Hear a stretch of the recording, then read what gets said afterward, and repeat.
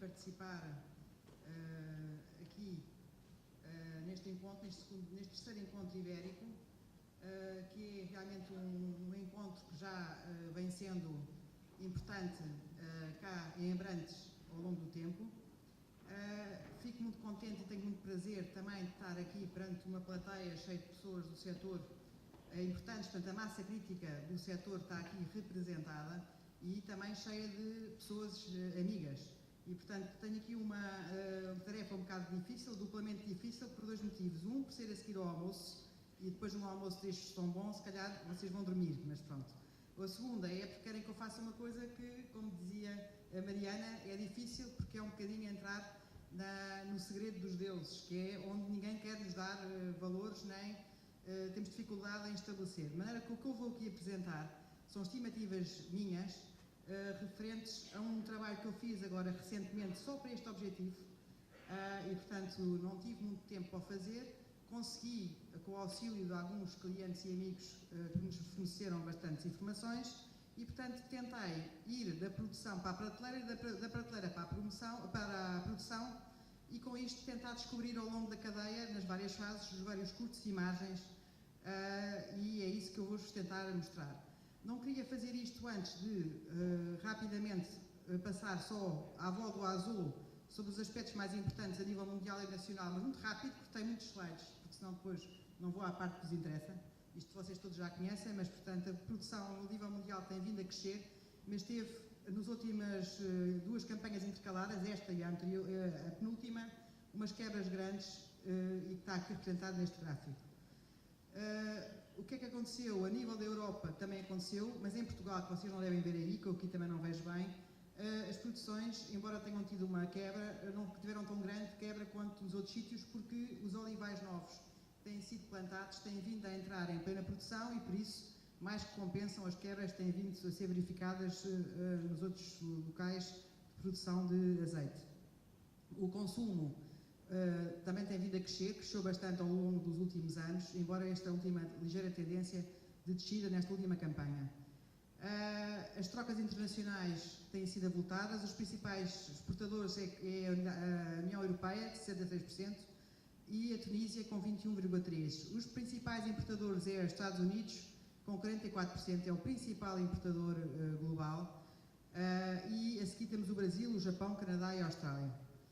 Relativamente a Portugal, as áreas, como veem aqui, não mudaram muito ao longo do tempo.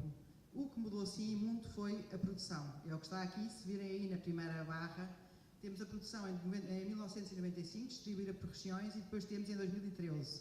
A produção aumentou muito e, sobretudo, na região do Alentejo. Sobretudo, não quase exclusivamente na região do Alentejo, porque, aliás, as outras regiões desceram até um bocadinho, à exceção de Trás-os-Montes, que se manteve constante.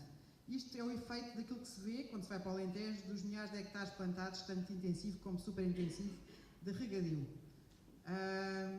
Depois, aqui também está desagregado por tipos de acidez ao longo do tempo. Aqui temos 95, 2004 e 2013. Cá está o Alentejo com a quantidade brutal que teve de produção de azeite. E depois, a mesma coisa ano a ano para as várias regiões. O que acontece é que sempre houve em Portugal a safra e contra-safra, como tem havido. O regadio inverte um bocadinho essa tendência e faz com que a nível nacional a tendência tenha sido um aumento, à exceção do ano 2012, com aqui com uma quebra e agora do atual, mas o regadio também compensa em parte a safra e contra-safra e, portanto, nota-se menos do que se notava anteriormente. Em termos de lagares, houve muitos lagares que deixaram de produzir. Aliás, também se viu aí para a nossa colega Cipiterno, que mostrou isso. Os lagares industriais reduziram muito em número, os cooperativos mantiveram-se mais ou menos, os particulares também se reduziram, mas a quantidade transformada nos lagares industriais aumentou, quer dizer que aumentou a dimensão dos lagares. Em termos de autoaprovisionamento, em quantidade, não somos autossuficientes. Aquilo que precisamos é abastecido a nível da produção, mas também da importação, porque exportamos uma quantidade quase igual ou igual à que importamos. A grande diferença é que, e por isso temos um autoaprovisionamento de 80%, não chegamos a ter a quantidade suficiente para aquilo que consumimos, mas aqui a grande diferença é que, quando vimos a balança comercial, isto já se inverteu e, portanto, quando se importam-se azeites de valor menor e exportam-se azeites de maior qualidade e maior valorização. Portanto, enquanto em quantidade isso não se consegue, em termos de valor, a balança comercial do setor é positiva e tem vindo a crescer ao longo dos últimos 3 anos, que é um sinal positivo para o setor. Depois temos aqui os preços médios dos vários tipos de azeite ao produtor, dados do INE, e, portanto, nos últimos 10 anos, o azeite, na sua categoria azeite geral, a média foi 250 euros por tonelada, no azeite virgem extra, 277, e depois no virgem extra de 0,8 a 2 graus, portanto, com pior acidez, de 259, e no lampante, 215. E depois aqui, isto é para abrir um bocadinho alguns números, para depois eu conseguir-vos mostrar o que é que se passa ao longo da cadeia, porque tem que perceber o que é que existe em termos de pano de fundo, para se perceber depois o que é que acontece. Temos aqui em preços reais, porque segundo aquilo que aprendemos na escola ou nas universidades, não se podem comparar preços se não forem reais, e portanto o que interessa é perceber se em termos de evolução real dos preços, eles vieram a descer ou a diminuir. Fizemos isto em base em triênios, por causa do problema da safra e contra safra, e em termos reais, em 3 dos triênios aqui apresentados, o azeite virgem extra teve sempre à roda dos 250 a 251 euros por tonelada, à exceção do triênio de 2005-2007, em que o valor foi superior, 381. Isto é uma referência importante para perceber, eventualmente, que números é que podemos considerar para o futuro. Eventualmente. Vamos ver depois. Entrando agora naquilo que vos interessa mais, vamos ver como é que eu consegui, eventualmente, fazer aqui algumas estimativas daquilo que pretendiam da minha comunicação, que é perceber como é que os preços se formam ao longo da cadeia de valor. Dividi a cadeia de valor em 3 componentes e depois dentro de cada uma delas tem várias componentes também. Na exploração agrícola foi subejamente visto hoje de manhã, as componentes todas que existem na cadeia de valor na exploração agrícola, os custos todos que estão incorporados na azeitona. Depois temos na transformação e embalamento, temos na embalagem, no marketing, promoção, no transporte, e depois temos a distribuição, a armazenagem, a logística, custo da loja e temos o IVA, o imposto sobre o valor. Agora importa perceber o que é que se passa ao longo da cadeia para várias tipologias de situações. Então, o que é que eu considerei? Considerei para estes 3 partes da cadeia, portanto a exploração agrícola, a transformação, a embalamento e a distribuição, diferentes sistemas de olival, diferentes tipos de lagares, diferentes tipos de apresentação de azeite e diferentes formas de venda, porque senão depois não existe uma cadeia só, existem 500 cadeias, existe uma árvore. Até se fosse desagregável para cada uma delas, isto nunca mais acabava, porque para cada um dos tipos de olival há vários tipos de forma de venda, etc. Portanto, eu depois tive que assumir tipologias para vos mostrar os aspectos mais importantes.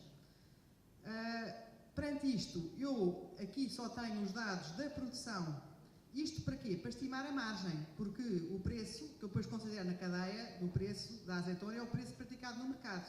E depois o que é que eu faço? Vejo os custos de produção e com isso determino a margem do produtor. E portanto, daí para a frente, tanto faz a forma de produção que eu estava a estimar, porque se eu considerar que o preço de compra da azeitona é o do mercado, já estou a expurgar da que está para trás. Portanto, vou fazer isto por fases para vocês perceberem o que é que está em cada uma das fases. Portanto, aqui considero os olivais que são mais produtivos, mais intensivos e de menor custo de produção. Considerei o olival superintensivo de regadio, com o compasso 4 por 1,5, com uma produtividade de 10 mil kg média enquanto está em produção. Portanto, a partir do momento em que entra em produção, tem uma média de 10 mil kg. Pode oscilar, mas isto é feito para um cash flow 15 anos. Portanto, estamos a considerar aqui que os olivais duram 15 anos e são feitos os investimentos no momento inicial. E entra também a linha de conta com os 5% de custo de oportunidade de capital, que eu acho que o PEP, depois naquelas contas, não sei se considerou a posteriori, mas no custo de produção que vocês vão ver aqui da azeitona, eu já tenho que incorporar, porque senão depois não estou a comparar os custos totais de produção da azeitona. No olival intensivo de regadio, um compasso 6,5 por 4,5, com 8 mil kg de produtividade, também olival novo, plantado, um olival tradicional melhorado de regadio, com um compasso 7 por 7, em que se consegue 3.500 kg e que foi, já estava instalado anteriormente e que foi só introduzido o regadio, e por isso, neste caso, não estamos a considerar o resto da amortização, estamos a considerar que ele está em plena produção. No caso dos outros olivais, temos duas hipóteses, ou com apoio ao investimento ou sem apoio ao investimento. Portanto, nesta primeira componente, com estes pressupostos, os custos de produção a que eu cheguei foi que, pagando os custos todos que ali estão, inclusivamente o investimento inicial, e entrando em linha de conta que demoram 4 anos a entrar, ou 3 ou 4 anos a entrar em produção, e que temos um cash flow de 15 anos, atualizando tudo a uma taxa de 5%, é que é o custo efetivo do período todo. Portanto, o que é que eu estou a fazer aqui? Estou a considerar um custo efetivo geral para o período todo e, portanto, estou a entrar em linha de conta com os anos em que ainda não tenho produção. E por isso o custo é mais alto que aquilo que vimos há bocado de manhã. Porque o outro custo de manhã é como se estivéssemos quase em todos os anos iguais e isso não se passa. E, aliás, viu-se que só se consegue recuperar o investimento ao fim de um X número de anos, 7, 8 ou 9. E, portanto, o custo que aqui está reflete isso.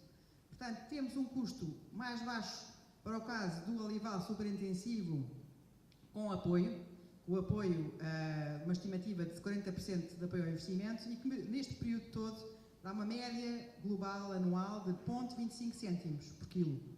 Depois temos a mesma situação em que se introduz o apoio e então passa para 0,28. O apoio tem peso, mas não é assim tanto quanto isso, só acaba por isso ao contrário. O sem apoio é 0,28 e com o apoio é 0,25. Portanto, o apoio só nos dá esta diferença de margem. O subsídio só nos dá esta diferença de margem, porque o subsídio acontece uma vez num ano e temos um cash flow de 15 anos. Portanto, o peso acabar por diluir-se ao longo do tempo. Depois temos, no caso do intensivo, sem apoio 36 cêntimos e com apoio 33 cêntimos. E depois o olival tradicional melhorado de regadio, 38 cêntimos. No pressuposto com as produtividades que eu considerei. E neste caso, apenas neste caso, não estamos a imputar os custos que lá estavam do olival até naquele momento. Estamos só a calcular daí para a frente. Portanto, chegamos a um olival que já lá estava, plantado por alguém que não fomos nós, e vamos melhorá-lo e vamos ver. Porque senão, então, passaríamos por uns custos muito maiores que estes.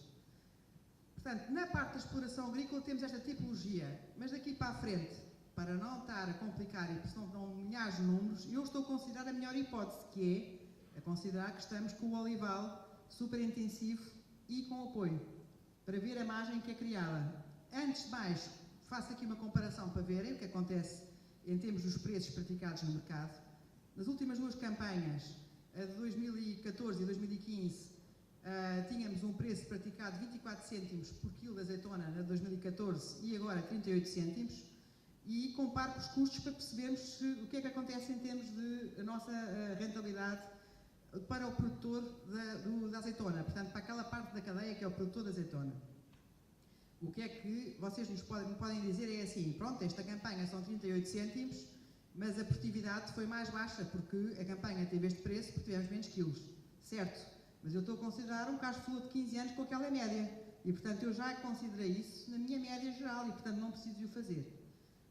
O que quer dizer é que, aos 24 cêntimos, a maior parte das situações não pagam o custo total do olival. Só no olival super intensivo com apoio, ficamos ela por ela. Há bocado tínhamos visto que tínhamos 25 cêntimos e agora temos aqui uma receita de 24. Portanto, aqui até perdemos ligeiramente, mas nos outros casos perdemos bastante. Num ano como este, ganharíamos, mas isso ganharíamos todos os anos, durante 15 anos, fossem 38 cêntimos, o que também não vai ser. Pronto. Portanto, isto no fundo foi para mostrar as balizas, para se ter a ideia do que acontece na prática. Depois temos aqui uma mesma representação em que os valores que ali estão são acumulados ao longo dos custos de produção do olival e, no fim, o que é que faz o apoio? O apoio só faz reduzir a parte da amortização e abre aquela vizinha, porque, ao fim e ao cabo, o que conseguimos com o apoio é reduzir a amortização. Portanto, os custos são exatamente aqueles que tínhamos visto, mas agora desagregados pelas várias componentes. Depois isto é transformado para quilo de azeite, só para ter a noção, comparando com os valores, porque as pessoas normalmente do setor têm mais noção às vezes de olhar para o valor do preço por quilo de azeite e não da azeitona, não é mais que isso, e portanto, os valores que aqui estão são médias, que há bocado vimos, dos últimos triênios e dos últimos 10 anos, tanto para o azeite como para o azeite extra virgem, a preços reais. E portanto, em termos de média, não estamos assim tão mal como tivemos, porque em termos de média, se virmos, já conseguimos quase, em maior parte das situações, estar dentro quer dizer, cobrir os custos de produção. Cobrir os custos, mas a margem não é quase nenhuma e, portanto, também não é uma situação muito convidativa. Neste pressuposto agora, então, daqui para a frente, naquilo que for a exploração agrícola e, portanto, o custo dentro da cadeia da azeitona, eu passo a ter o pressuposto do olival superintensivo de regadio. Temos os outros números todos, mas se os puséssemos aqui, isto era uma árvore tal que não se percebia. Portanto, depois, quando olharem para isto, tudo o que for, se não for isto, vai acabar por ter uma margem menor. Porque como o preço depois é o preço de mercado, é indiferente para o resto da cadeia. É só para a margem do produtor. Aqui temos uma comparação agora de custos de transformação de vários tipos de lagares. Temos aqui situações que variam entre 0,06 cêntimos por quilo de azeitona, o custo de transformação todo, desde a amortização aos FSEs à mão de obra, todos os custos, até à situação de 0,33, com base em dados concretos de lagares que eu tenho conhecimento. Depois temos aí comparação com o valor da prestação de serviços, 25 cêntimos, que alguns lagares praticam, e o valor da maquia, que era aquilo que era considerado antigamente a maquia em termos de gordura que ficava no lagar, para termos a ideia. Portanto, a maquia, mais que cobre os custos todos, dos lagares que aqui estão, os 25 cêntimos só cobrem os 3 lagares mais eficientes, e há lagares muito mais eficientes do que outros. É aqui já um ponto importante na segunda parte da cadeia. Na parte da cadeia lagar, temos várias hipóteses de custos diferentes de transformação.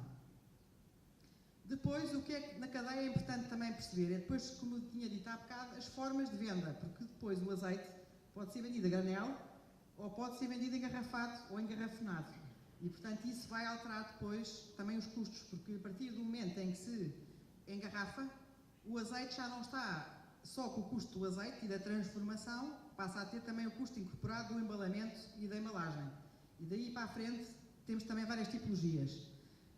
E depois as formas de venda. As formas de venda podem ser muitas variadas. Eu tive a ver, pesquisar, em alguns casos, para a distribuição, para as grandes superfícies, para os distribuidores, para as grandes superfícies, lojas gourmets, canal Oreca, granel e outras formas. E, portanto, isto também varia muito, como vocês sabem. O mesmo azeite, com o mesmo tipo de embalagem, assume preços diferentes conforme o local em que ele está. E, portanto, isso também ia abrir outra vez uma quantidade de leque enorme da cadeia de valor. Portanto, o que é que eu fiz? Foi, ao longo da cadeia, ir tendo tipologias variadas e depois assumindo pressupostos para conseguir construir as várias componentes dos custos e as várias componentes depois de margens e para perceber ao longo da cadeia onde é que se está a ganhar ou perder dinheiro e qual é o raciocínio dos vários tipos de apresentação de azeite em vários sítios e quem é que ganha mais ou perde em cada uma das situações. Temos aqui, portanto, ao longo disto, temos os custos de produção da azeitona, a margem do produtor de azeitona, o custo de transformação, o custo do embalamento, a embalagem, a marketing e comunicação, a margem comercial da marca, o transporte, a distribuição, e na distribuição há aqui um carregamento de quilos, porque tínhamos que saber o que é custo e margem, e depois o IVA. Eu tenho junto o custo e a margem da distribuição, mas consegui que uma das cadeias, simpaticamente, não sei se o número é correto ou não, mas espero que sim, disse-me que os custos atribuídos do setor do azeite era 1,65% do preço de venda. Eu aqui não considerei, juntei as duas coisas, porque isso é um valor tão baixo face ao resto, que não valia a pena desagregar. Mas foi o que me disseram, e portanto quer dizer que a maior parte do que está lá é margem. Perante isto, e agora para uma primeira tipologia, é um produtor transformador, engarrafador, que vende a granel e tem marca própria, temos aqui em valor absoluto a desagregação das várias componentes da cadeia ao longo da respectiva cadeia. O custo de produção da azeitona por litro de azeite é de 1,58. Para o pressuposto de 2015, com o preço dos 38 cêntimos e convertido em azeite, a margem do produtor é 0,43 cêntimos. Depois temos o custo de transformação. Eu pus aqui um exemplo intermédio, 25 cêntimos, e aliás é este o caso. Esta é a situação desta tipologia do lagar que tinha 25 cêntimos. E depois temos, neste caso, não vende para a grande distribuição, vende a distribuidores que depois põem o azeite em vários sítios. E os preços que ali estão, a soma de todas as componentes da barra, é os preços a que esta empresa vende ao distribuidor. Portanto, o rosa é o IVA, andando do lado direito para a esquerda, e depois temos a distribuição tem uma margem, custo e margem, o distribuidor neste caso, não é a distribuição grande superfície, e depois temos, andando para trás, a margem laranja, que é a margem comercial da marca. E a primeira coluna, como veem lá em cima, é o granel. Portanto, o granel, como não podia deixar de ser, tem uma barra laranjinha pequenina, muito pequena, porque não tem distribuição, o produtor vende diretamente o granel e a imagem que tem é aquela fatia fininha que ali está. Se em vez da granel conseguir embalar nestas várias tipologias e vender, as margens que obtém vão aumentando. O que é que se conclui aqui, que também não é nada, isto parece o ovo de Colombo, não tem nada de especial, é que quanto menor é a embalagem, maior é o custo da embalagem e maior é a margem do produtor. O que é que acontece? É que isto é em valor por garrafa ou por embalagem, mas depois o global do produtor não é assim, porque a maior parte das pessoas consegue vender muito mais a granel, e este é o caso deste produtor. Isto é tudo muito interessante, mas depois não consegue colocar o seu azeite. De maneira que o grosso da produção que ele tem é venda a granel. E depois tem uma brincadeira que consegue vender àqueles preços de uma quantidade que se calhar que é 10% do que produz, infelizmente. Portanto, isto é a primeira situação. Portanto, isto é a um distribuidor. Depois temos aqui, para se perceber, isto é a mesma coisa que há bocado, com o outro gráfico anterior, mas agora em percentagem. E, portanto, dá para perceber que o peso da azeitona por litro de azeite é muito maior a granel, como não pode deixar de ser, mais de 60%, e depois no garrafão de 5 litros, 40 e tal por cento, e por aí fora. E, portanto, vão andar ao contrário, em termos percentuais, o peso do azeite face ao resto das coisas, conforme o tipo de embalagem. Depois, isto é uma representação da mesma coisa ainda, para várias tipologias de embalagem e para as diferenças. Portanto, até aqui o azeite embalado, o valor é o mesmo, porque nós estamos com o pressuposto que, como eu vos disse, é o olival superintensivo e, portanto, que para o produtor é o mesmo. Assumindo isso daqui para a frente, vamos só ver o que é que se passa em termos do resto da cadeia. Depois aqui já muda com base na embalagem, a diferença entre os custos da embalagem, valor absoluto, e depois já são os custos à entrada da grande superfície, e depois temos da prateleira sem IVA e depois com o IVA. Para a frente, vamos ver melhor agora, porque vou passar a uma tipologia que tem venda para as grandes superfícies e aí já se percebe melhor. Fizemos um apuramento numa semana, foi a primeira semana de fevereiro, portanto muito recente, de 2015, fomos a vários sítios, ao Auchan, ao Supercor, ao Continente e ao Pingo Doce, e fomos ver para estas tipologias que azeites é que havia na prateleira. Então aqui, isto são virgem extras, também tenho para os virgens, mas estou aqui a mostrar a virgem extra. E portanto veem aqui a mancha de pontinhos, cada um dos pontos é uma tipologia diferente que existia na prateleira. E o que é que acontece? Se podem ver aqui que nas garrafas de meio litro, os mais baratos rondavam os 2, qualquer coisa euros por garrafa, isto é por garrafa, e o mais caro era cerca de 9 euros. E depois a mancha mais comum estava aqui entre os 5 e 6 euros. Depois temos, no caso das garrafas de 75 ou 0,75 litros, o mais comum é entre 4 e 6, temos alguma mancha de valores mais baixos e temos aqui sempre um também mais caro, no Auchan.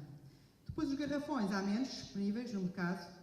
Por exemplo, Pingo Doce, como sabem, tem poucas marcas, tem marcas Pingo Doce e pouco mais, as cozinhas são poucas.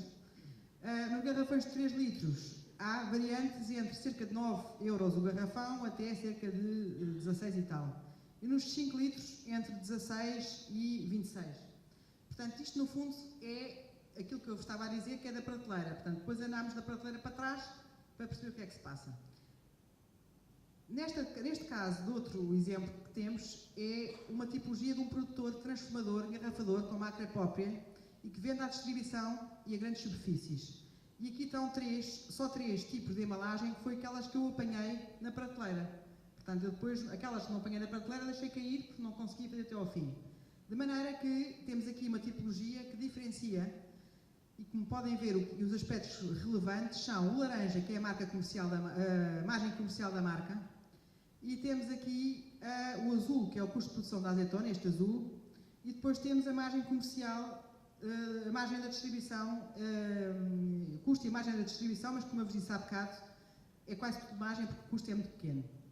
Se virem, e aqui é o ponto importante, uma marca gourmet, marca forte, que imponha o preço a que vende e o preço a que entra na grande superfície, tem sobretudo o valor de margem para o produtor da marca, para a marca própria.